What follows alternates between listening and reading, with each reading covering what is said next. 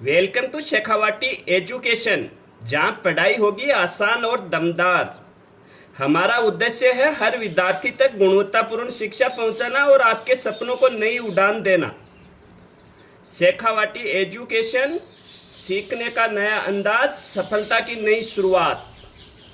आज का सुविचार, सामने हो मंजिल तो रास्ता मत मोड़ना, जो भी मन में हो वह सपना मत तोड़ना। कदम कदम पर मिलेंगी मुश्किलें आपको, वह सितारा छूने के लिए जमीन मत छोड़ना। आज है 5 जून 2026 और 5 जून 2026 से राजस्थान से संबंधित जितने भी महत्वपूर्ण करंट अफेयर्स के क्वेश्चन बनेंगे, जो सभी प्रतियोगिता परीक्षाओं के लिए महत्वपूर्ण होंगे, आज करेंगे उन पे चर्चा। फर्स्ट टॉपिक, ऊर्जा विभाग एवं बिजली उत्पादन। पीएम कुसुम योजना और सूर्य घर योजना, कौन सी दो योजनाएं हैं? पीएम कुसुम योजना और सूर्य घर योजना पर विशेष फोकस है। 2 जून को 7,171 मेगावाट बिजली उत्पादन का रिकॉर्ड। मई 2025 में 8% बिजली खरीद घटाकर मई 2026 में 2% हुई। ये राजस्थान के आंकड़े हैं।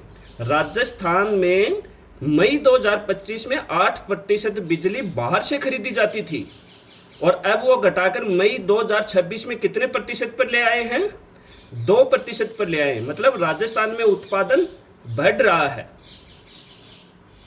प्रधानमंत्री ई बस सेवा योजना, राजस्थान के 8 शहरों में 1150 इलेक्ट्रिक बसों का संचालन प्रस्तावित है।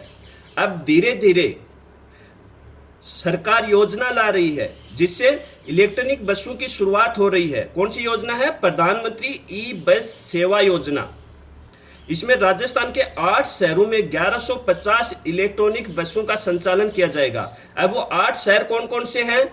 जयपुर, जोधपुर, बीकानेर, अजमेर, अलवर, कोटा, उदयपुर, सीकर और भीलवाड़ा में संचालन होंगे। चार्जिंग स्टेशन, भाई इलेक्ट्रॉनिक बसें हैं तो इनके लिए चार्जिंग स्टेशन की भी जरूरत पड़ेगी, तो चार्जिंग स्टेशन और डिपो इंफ्रास्ट्रक्चर का विकास जारी है। इलेक्ट्रिक बसों का ट्रायल पूर्ण हो चुका है। इलेक्ट्रॉनिक साधन से पर्यावरण के अनुकूल रहेगा, प्रदूषण नहीं होगा बिल्कुल भी। और जो बाहर से तेल मंगवा रहे हैं, रुपया अपना गिरता जा रहा है, डॉलर बढ़ रहा है, उससे अपने को भारी नुकसान हो रहा है। इसलिए सरकार की योजना है कि ज़्यादा से ज़्यादा इलेक्ट्रॉनिक साधनों की ओर रुख किया जाए। योजना कौन सी योजना है? भाव्य योजना। कौन सी योजना है? भाव्य योजना। भाव्य योजना भारत औद्योगिक विकास योजना।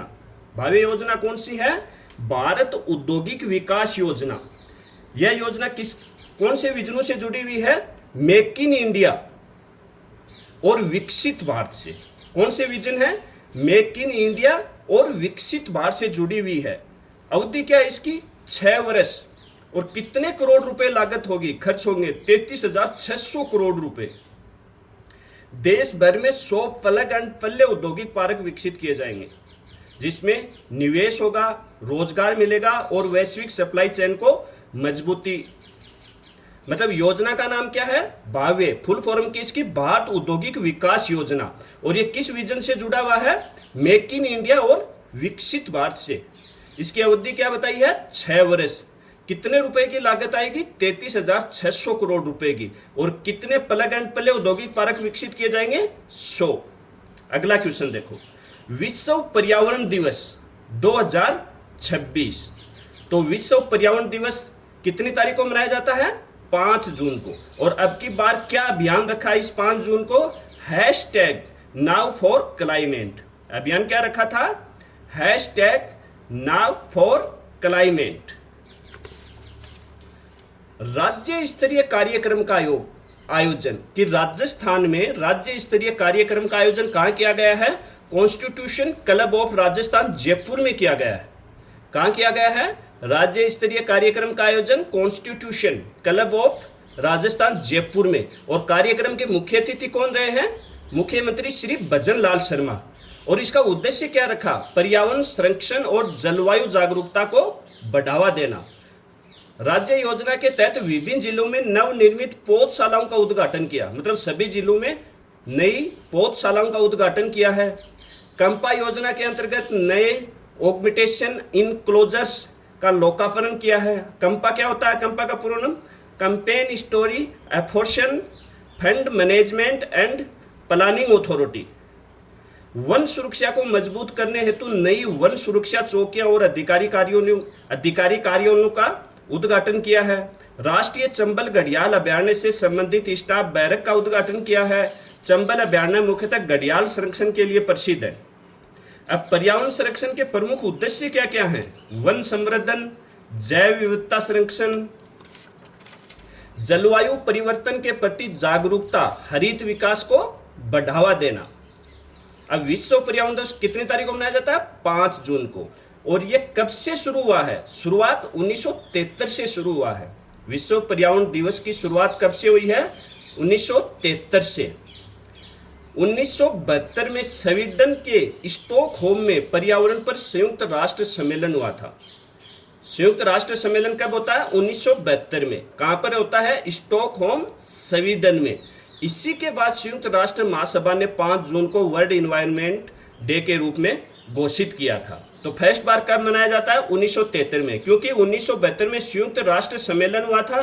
कहाँ हुआ था? पर्यावरण पर, स्टॉकहोम, स्वीडन में। कब हुआ है? 1972 में। तो शुरुआत कब हुई है? 1973 में। पहला आयोजन 1973 में। और पहले आयोजन का मुख्य उद्देश्य क्या था? ओनली वन अर्थ, केवल एक पृथ्वी। घोषित किसने किया था? संयुक्त राष्ट्र महासभा द्वारा। पर्यावरण दिवस किसने घोषित किया था? संयुक्त राष्ट्र महासभा द्वारा। और इसकी संबंधित संस्था कौन सी है? UNEP। ये संयुक्त राष्ट्र सभा का ही एक क्या है? अंग है। 2026 में मेजबान देश कौन सा है? किस देश में मनाया जा रहा है? बाकू शहर, अजरबैजान में।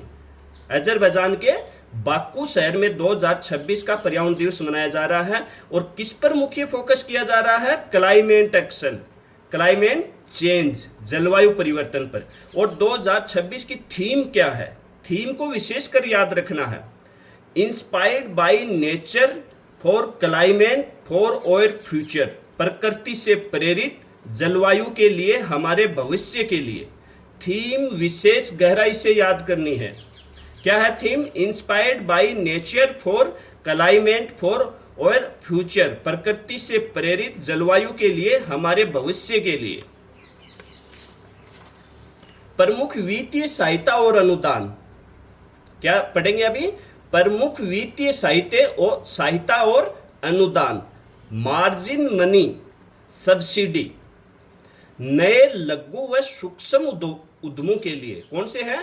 लघु हो और सूक्ष्म उद्यमों के लिए परियोजना लागत का 25%, परियोजना में जितनी लागत आएगी उसका 25% या अधिकतम 25 लाख रुपए तक का अनुदान दिया जा रहा। मतलब जो छोटे लघु उद्योग हैं उनके उद्यमों के लिए परियोजना लागत का, कि उनकी योजना में कितना लागत आ रही है बनाने में, तो 25% या अधिकतम 25 लाख रुपए तक का अनुदान है। और तकनीकी उन्नयन में नवीनतम तकनीक और सॉफ्टवेयर खरीद पर 50%, मतलब कोई नया तकनीक लगा रहा है या कोई सॉफ्टवेयर खरीद रहा है तो उस पर 50% और अधिकतम 5 लाख रुपए की वित्तीय सहायता दे रहे हैं। गुणवत्ता प्रमाणीकरण पर राष्ट्रीय / अंतर्राष्ट्रीय प्रमाण पत्रों और IPR बौद्धिक संपदा अधिकार के खर्च पर 75% पुनर्भरण, अधिकतम 3 लाख रुपए। डिजिटल मार्केटिंग और ई-कॉमर्स सहयोग।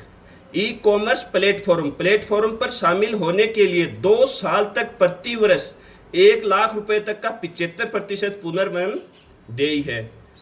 ब्रांडिंग सहयोग, कैटलॉगिंग और ई-कॉमर्स वेबसाइट विकास के लिए लागत का 60%, अधिकतम 75,000 रुपए तक की सहायता है। यह सरकार की तरफ से सहायता दी जा रही है नए लगाने के लिए। नीति की मुख्य विशेषताएं। कौशल विकास, मतलब ये नीतियां थी, इनकी मुख्य विशेषताएं क्या हैं? कौशल विकास कौन सी हैं? कौशल विकास, उद्यमियों को प्रशिक्षण प्रदान करना और उन्हें राष्ट्रीय अंतर्राष्ट्रीय प्रदर्शनियों से जोड़ना। बाजार विस्तार, उत्पादों की ब्रांडिंग के माध्यम से अंतर्राष्ट्रीय मंचों पर पहुंच सुनिश्चित करना। समग्र विकास, यह नीति सबका साथ सबका विकास और वोकल फॉर लोकल के सिद्धांत पर आधारित है। ये जरूर ध्यान रखना है। समग्र विकास मतलब यह नीति सबका साथ सबका विकास और वोकल फॉर लोकल के सिद्धांत पर आधारित है, मतलब अपनी लोकल चीजों को ही बढ़ावा दे रहे हैं इसमें। अगला क्वेश्चन देखो, अस्मिता खेलो इंडिया महिला साइकिलिंग सिटी लीग 2026 कौन सा गेम है? अस्मिता खेलो इंडिया महिला साइकिलिंग सिटी लीग 2026, मतलब महिलाओं की साइकिलिंग है। आयोजन कब से कब हुआ है? 1 जून से 14 जून तक। अवसर वर्ल्ड बाइसिकल डे। आयोजक साइकिलिंग फेडरेशन ऑफ इंडिया। किसके द्वारा आयोजक किया जा रहा है? Cycling federation of India, Khelo India एवं फिट इंडिया अभियान के सहयोग से। आयोजन स्थल देश के 200 शहरों में। टोटल भारत देश के कितने शहरों में हो रहा है? 200 शहरों में हो रहा है। उद्देश्य क्या है इसका? महिलाओं व बालिकाओं की खेलों में भागीदारी बढ़ाना, मतलब महिलाओं की बालिकाओं की खेलों में रुचि बढ़ाना, ज्यादा से ज्यादा हिस्सा लें ताकि ये खेलों में। अब क्वेश्चन देखो इस पर, अस्मिता खेलो इंडिया महिला साइकिलिंग सिटी लीग 2026 राजस्थान के कितने शहरों में आयोजन होगा और इसका मुख्य उद्देश्य क्या है? तो राजस्थान के कितने शहरों में होगा? 6 शहर। पूरे भारत के कितने शहर हैं? 200 शहर। उसमें से राजस्थान के कितने शहर हैं? 6 शहर हैं। और इसका मुख्य उद्देश्य क्या है? महिलाओं और बालिकाओं की खेलों में भागीदारी बढ़ाना। अब राजस्थान के 6 शहर कौन कौन से हैं? जयपुर है, उदयपुर है, प्रतापगढ़ है, श्री गंगानगर है, कोटपुतली है, बालोतरा। 6 शहर हो गए। भाग लेने वाले वर्ग कौन कौन से वर्ग में भाग लेंगे? जूनियर गर्ल्स, सब जूनियर और यूथ गर्ल्स में। अगला क्वेश्चन देखो, बिशलपुर बांध समृद्धि पायलट प्रोजेक्ट, मतलब भारत सरकार की द्वारा समृद्धि पायलट प्रोजेक्ट चला जा रहा है। वो बिशलपुर बांध को उसमें चुनाव किया गया है। कौन सी प्रोजेक्ट चल रहा है? भारत सरकार का समृद्धि पायलट प्रोजेक्ट। और राजस्थान का केवल एक ही का ही चुनाव किया गया है, बिशलपुर बांध का। अब इसको विस्तार से देखो। राजस्थान का पहला कमांड एरिया जहां समृद्धि पायलट प्रोजेक्ट लागू किया जाएगा वो कौन सा है? बिशलपुर बांध। परियोजना modernisation of command area development MCAD योजना के तहत संचालित होगा। ये योजना प्रोजेक्ट किसके तहत संचालित हो रही है? Modernisation of command area development MCAD योजना के तहत संचालित होगी। देश भर की 32 पायलट परियोजनाओं में राजस्थान से केवल बिशलपुर परियोजना का चयन है। मतलब पूरे भारत देश की टोटल समृद्धि प्रोजेक्ट में कितनी है? 32 पायलट परियोजनाएं हैं। उसमें से राजस्थान से केवल एक परियोजना को शामिल किया गया है। वो कौन सी है? बिशलपुर बांध परियोजना। बिशलपुर कमांड एरिया का कुल क्षेत्रफल 81,800 हेक्टेयर है। पायलट प्रोजेक्ट हेतु 5,000 हेक्टेयर क्षेत्र का चयन किया गया है। पायलट प्रोजेक्ट हेतु इसमें से कितने हेक्टेयर क्षेत्र का चयन किया गया है? 5,000 हेक्टेयर क्षेत्र का। खेतों तक पानी पहुंचाने के लिए प्रेशराइज्ड पाइपलाइन नेटवर्क विकसित किया जाएगा। उद्देश्य क्या है इसका? जल हानि व पानी चोरी पर नियंत्रण तथा प्रत्येक खेत तक समान जल वितरण। योजना में राजमहल, दूनी और दाखिया सिस्टम के अंतर्गत आने वाले 13 गांव शामिल हैं। इस 5,000 हेक्टेयर क्षेत्र में कौन कौन से शामिल हैं? योजना में राजमहल, दूनी और दाखिया सिस्टम के अंतर्गत आने वाले 13 गांव शामिल हैं। ये ध्यान रखना है। लगभग 10,000 किसान इस परियोजना से लाभान्वित होंगे। अनुमानित लागत कितनी आएगी? 75 करोड़ रुपए। कितनी अनुमानित लागत आएगी? 75 करोड़ रुपए। किसानों को आधुनिक सिंचाई तकनीकों का प्रशिक्षण भी दिया जाएगा। हाल ही में अशोक जैप, निदेशक जल शक्ति मंत्रालय ने परियोजना क्षेत्र का दौरा किया है। बिशलपुर बांध के पास में आकर अपने निदेशक कौन है? जल शक्ति मंत्रालय के अशोक जैप ने यहाँ का दौरा किया है। राजस्थान के कंपटीशन एग्जामों के लिए क्वेश्चन बहुत मोस्ट है, स्टार लगा लो इस पर। अब इस पर क्वेश्चन देखो, राजस्थान में समृद्धि पायलट प्रोजेक्ट के बारे में असत्य कथन है। राजस्थान में समृद्धि पायलट प्रोजेक्ट बिशलपुर बांध कमांड एरिया में लागू किया जाएगा। बिल्कुल, अपन ने अभी पढ़ा है। राजस्थान से केवल बिशलपुर बांध लिया गया है इस प्रोजेक्ट में। परियोजना modernisation of command area development MCAD योजना के तहत संचालित होगी। योजना को संचालित यही कर रही है, modernisation of command area development. देश भर की 32 पायलट परियोजनाओं में से राजस्थान से केवल बिशलपुर परियोजना का चयन है। बिल्कुल ये भी सही है। जो देश भर में, पूरे देश भर में 32 पायलट परियोजनाएं हैं, उसमें से राजस्थान से कौन सी है? केवल एक नाम मात्र, बिशलपुर परियोजना। पायलट प्रोजेक्ट हेतु 5 हेक्टेयर क्षेत्र का चयन किया गया है। बिल्कुल। योजना में राजमहल, दूनी और दाखिया सिस्टम के अंतर्गत आने वाले 13 गांव शामिल हैं। तो इसके सभी कथन क्या हैं? सत्य हैं। आजकल परीक्षा का पैटर्न ऐसा ही हो गया है, ऐसे ही क्वेश्चन आ रहे हैं, सीधा क्वेश्चन नहीं पूछ रहे हैं। अगला देखो, अरावली पर्वतमाला संरक्षण, ये थोड़े दिन पहले न्यूज़पेपर बहुत हुआ था, बहुत आंदोलन हुआ था इस पर। अब देखो इस पर, अरावली पर्वतमाला संरक्षण, सुप्रीम कोर्ट की विशेषज्ञ समिति 2026, मतलब एक विशेष कमेटी का गठित किया है अभी सुप्रीम कोर्ट ने अरावली पर्वतमाला की परिभाषा एवं सीमांकन की वैज्ञानिक समीक्षा हेतु 5 सदस्यीय विशेषज्ञ समिति का गठन किया है कि पर्वतमाला की परिभाषा देगी वो, और सीमांकन मतलब इसकी सीमा का निश्चित करेगी। कितने सदस्य समिति का गठन किया है? 5 सदस्यीय समिति का गठन किया है। यह क्वेश्चन भी मोस्ट है। इसका उद्देश्य क्या है? अरावली क्षेत्र की सही पहचान कर उसके संरक्षण को सुनिश्चित करना तथा अवैध अनियंत्रित खनन गतिविधियों पर अंकुश लगाना। क्योंकि आप देख रहे होंगे अरावली पर्वतमाला को दिन प्रतिदिन कितना पत्थर लाया जा रहा है, कितना उसका कटाव कर दिया गया है, उसी के लिए किया गया है। समिति यह समीक्षा करेगी कि 100 मीटर ऊंचाई का मानदंड पर्यावरणीय दृष्टि से उपयुक्त है या नहीं है। अरावली पर्वतमाला का विस्तार गुजरात से दिल्ली तक माना जाता है। टोटल कितने किलोमीटर की है? 692 किलोमीटर की है। उसमें से राजस्थान में कितने किलोमीटर है? 550 किलोमीटर। समिति की प्रमुख कौन है? ये जरूर याद रखना। जो 5 सदस्यीय समिति के गठन किया गया है उसकी प्रमुख कौन है? किसकी अध्यक्षता में यह काम किया जाएगा? कंचन देवी। कौन है? कंचन देवी।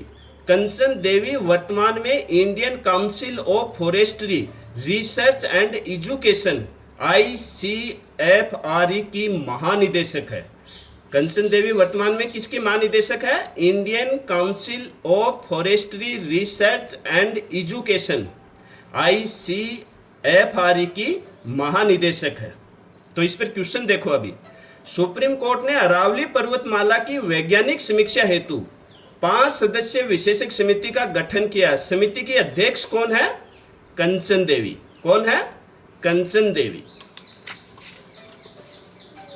अगला क्वेश्चन देखो, 14वीं राष्ट्रीय आर्म रेसलिंग चैंपियनशिप 2026 कौन सी है? 14वीं है राष्ट्रीय आर्म रेसलिंग चैंपियनशिप 2026। कहाँ हुई है? राष्ट्रीय रक्षा विश्वविद्यालय गांधीनगर गुजरात में हुई है। कब से कब तक हुई है? 29 मई से 2 जून के मध्य हुई है।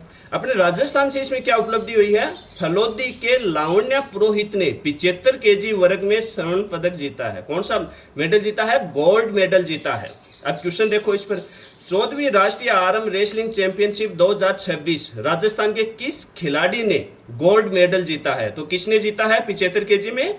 लावण्य पुरोहित ने। और ये कहाँ का? राजस्थान में फलोदी का रहने वाला है।